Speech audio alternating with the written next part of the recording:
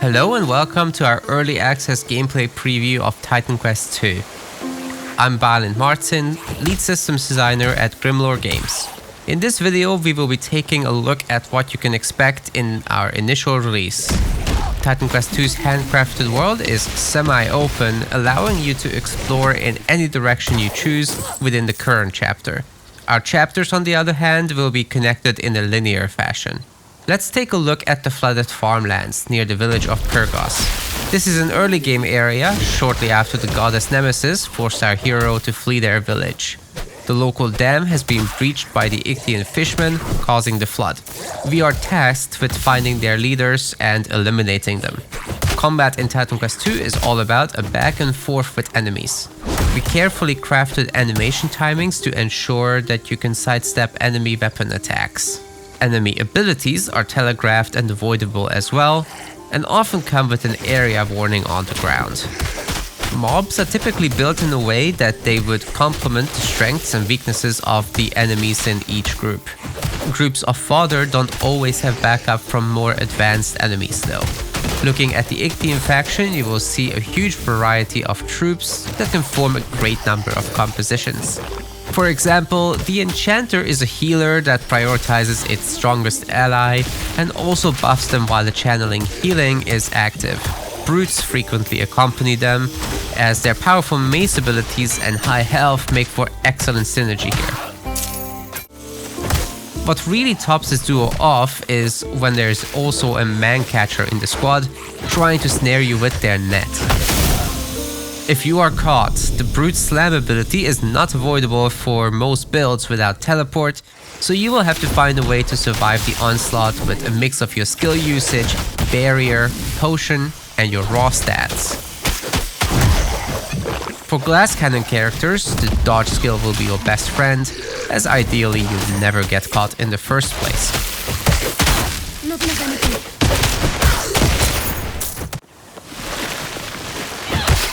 While we definitely want the combat to be challenging and demand your attention, we also wanted to make sure you have a lot of choices about how you engage these groups.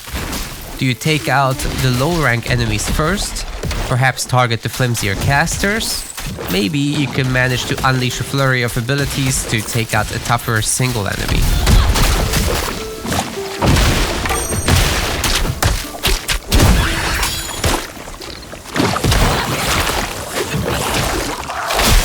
Not enough energy.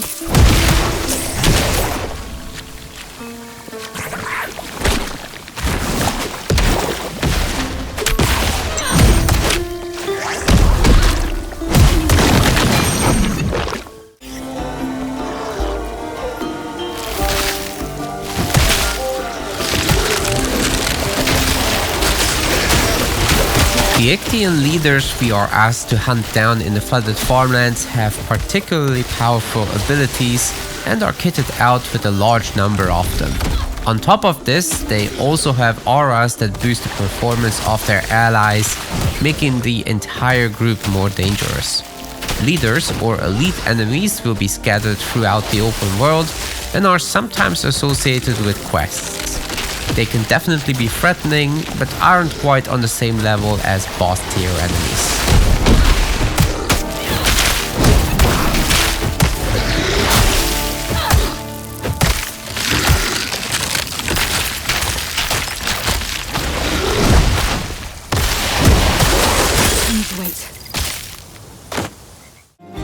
When building your character, like in the first Titan Quest game, you will be combining two masteries to form your class.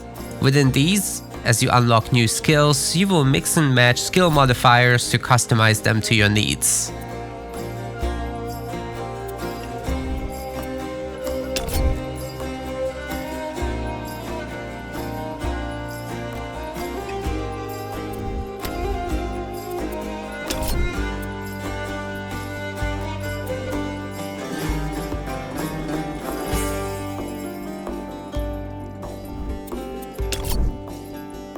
Even your passive skills will feature feats that you can unlock, as well as mix and match, further expanding your ability to customize your character.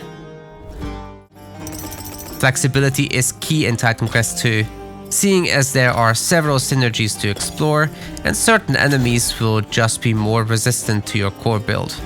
To make sure you have this flexibility, we are allowing you on-the-fly changes to your skill modifiers at no cost, as well as skill point respecs without the need for a vendor. Skill point reallocation will cost you, however.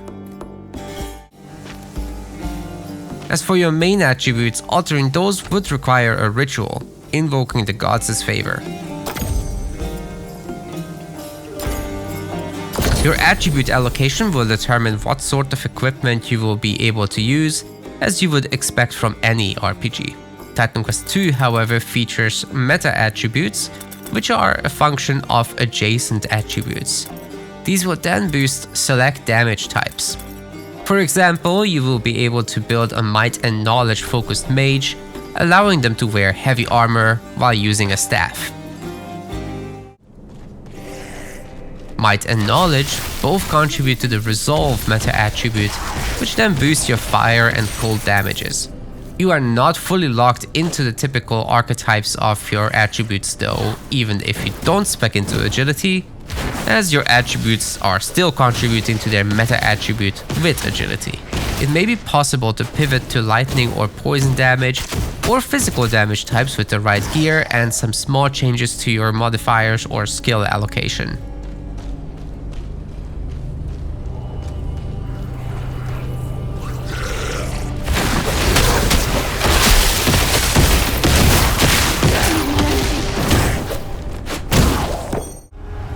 During your journey, you will come across this cave beneath a temple containing Titan Ichor. By now it has crystallized, but it still contains enormous power. This power could be yours, but you will have to prove your mettle in this wave-based encounter. The enemies you face here will be skeletons, with some of them getting introduced for the first time. While they are individually weak, oftentimes you will be fighting large numbers of them.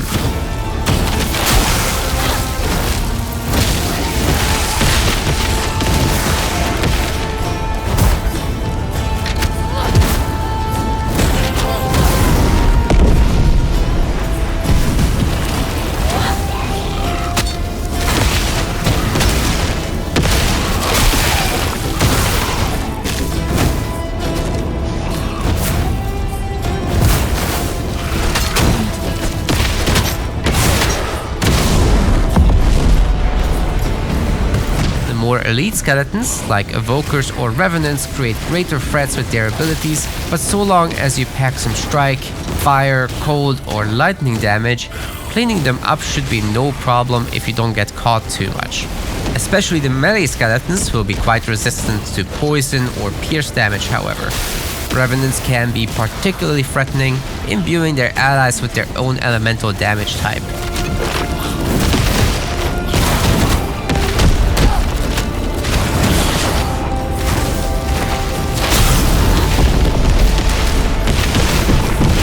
Guards are able to reduce the damage allies take, while warlocks take on a leadership role, littering the battlefield with powerful AoE attacks and adding life drain damage to their allies.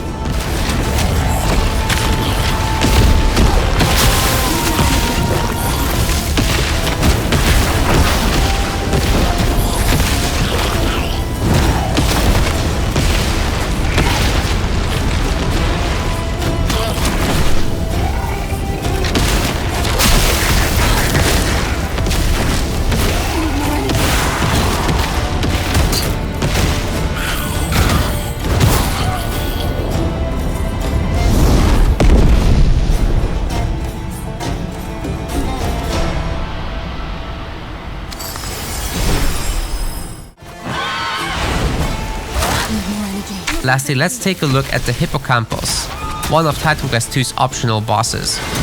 Her skills are much more complex than even those of the most elite regular enemies.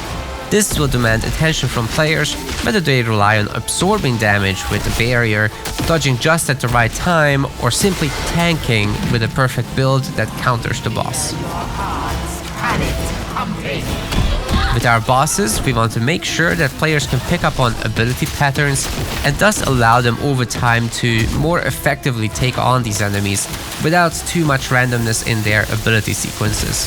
With the Hippocampus, it's particularly important to time dodge abilities well, as overusing it will lead to certain abilities hitting you.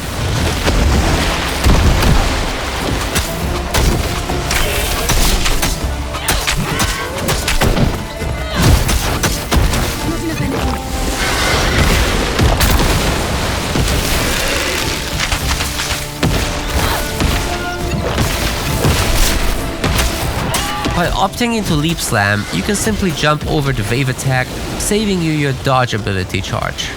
Further Leap Slam charges help even more. However, when it comes to the Water Beam and Electric Ray combo attack, the timing of your dodge will be of great importance, especially seeing as this is a delayed attack with a small window of error.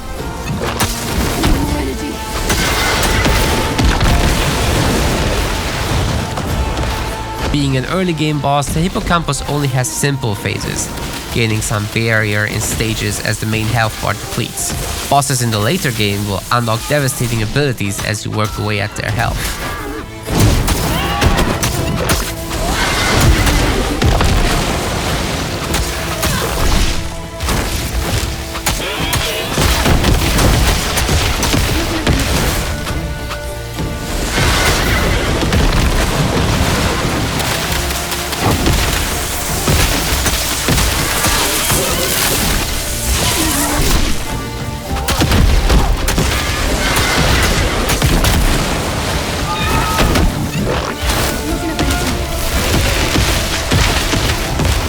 This and more awaits you in the early access of Titan Quest 2. Our initial release will offer you an introductory chapter as well as the Ictian chapter.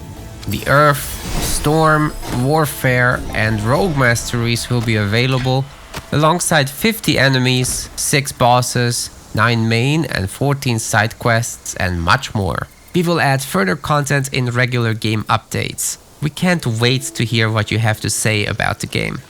Your feedback will enable us to build the best Titan Quest 2 experience possible.